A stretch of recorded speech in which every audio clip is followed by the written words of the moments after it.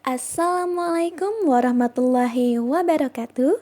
Kami dari tim KKN UGM Pulau Sari hendak melakukan sosialisasi terkait pemanfaatan bahan herbal atau tanaman obat keluarga sebagai fitoterapi, serta ditambah dengan beberapa informasi menarik mengenai obat tradisional guna meningkatkan status kesehatan masyarakat Indonesia.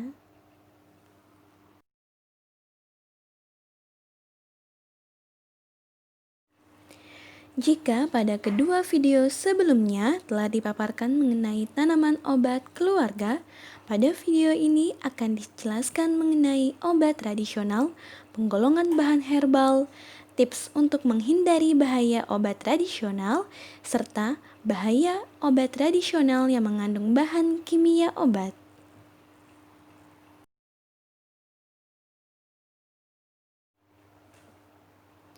Sebenarnya, apa sih yang dimaksud dengan obat tradisional?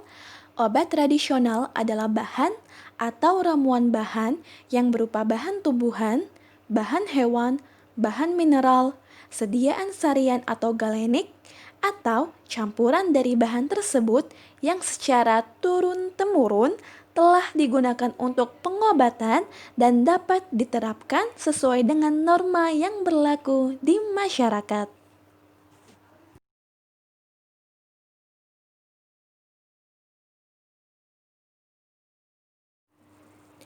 Pada dasarnya, bahan herbal dapat digolongkan menjadi 3 golongan. Yang pertama ialah jamu atau obat tradisional. Yang kedua ialah obat herbal terstandar.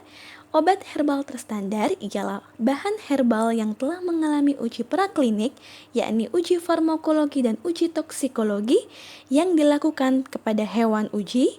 Salah satu produk obat herbal terstandar ialah tolak angin. Golongan yang ketiga ialah fitofarmaka. Fitofarmaka merupakan bahan herbal yang telah mengalami uji klinik kepada manusia, yakni uji farmakologi dan toksikologi. Salah satu produk fitofarmaka yakni Stimuno.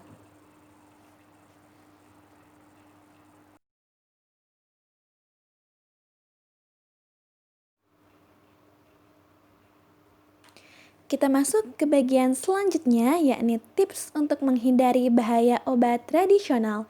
Yang pertama, selalu gunakan obat tradisional yang sudah memiliki nomor izin edar Badan POM ya. Yang kedua, jika ingin menggunakan obat tradisional bersamaan dengan obat yang diresepkan oleh dokter, harap berkonsultasi terlebih dahulu ya. Yang ketiga, jika meminum obat tradisional menimbulkan efek yang cepat, patut dicurigai ada penambahan bahan kimia obat yang memang dilarang penggunaannya dalam obat tradisional.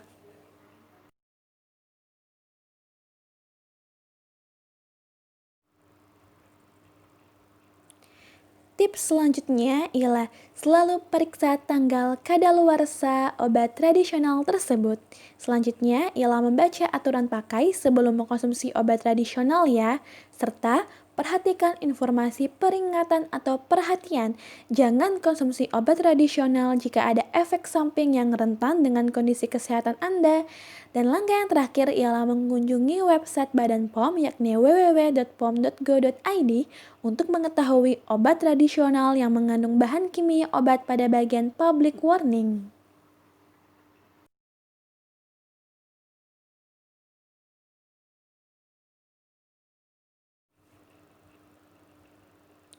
Kita masuk ke bagian selanjutnya, yakni bahaya obat tradisional yang mengandung bahan kimia obat. Yang pertama, ialah kerusakan hati akibat konsumsi paracetamol dan phenylbutazone tidak sesuai atau tanpa anjuran dokter.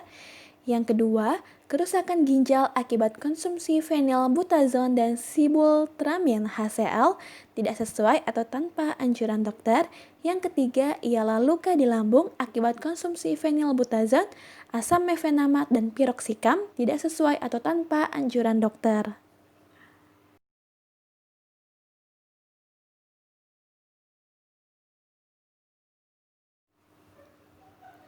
Bahaya selanjutnya dari mengkonsumsi obat tradisional yang mengandung bahan kimia obat yakni timbul gejala hepatitis akibat konsumsi phenylbutazone tidak sesuai atau tanpa anjuran dokter. Selanjutnya, terjadinya infark miokardial atau gagal jantung akibat konsumsi sildenafil sitrat dan tadalafil tidak sesuai atau tanpa anjuran dokter, serta terjadi gejala Steven Johnson akibat konsumsi phenylbutazone dan piroxicam tidak sesuai atau tanpa anjuran dokter.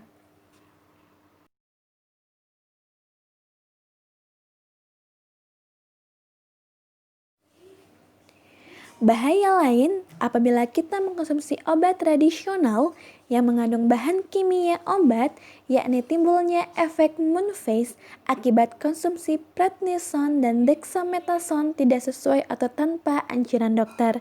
Biasanya, masyarakat menyalahgunakan obat tersebut untuk mengobati nyeri ringan dan mengalami ketergantungan sehingga apabila masyarakat tersebut tidak mengkonsumsi obat tersebut, maka rasa nyeri tersebut akan muncul kembali. Dan apabila masyarakat telah menggunakan obat tersebut dalam jangka waktu yang panjang, maka efek berbahaya lainnya akan segera muncul. Tidak hanya efek moon phase, tetapi osteoporosis serta gejala buruk lainnya.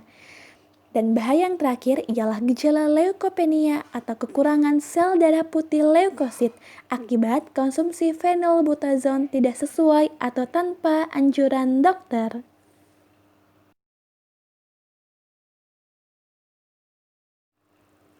Berikut merupakan daftar pustaka atau referensi yang digunakan dalam menyusun video ini.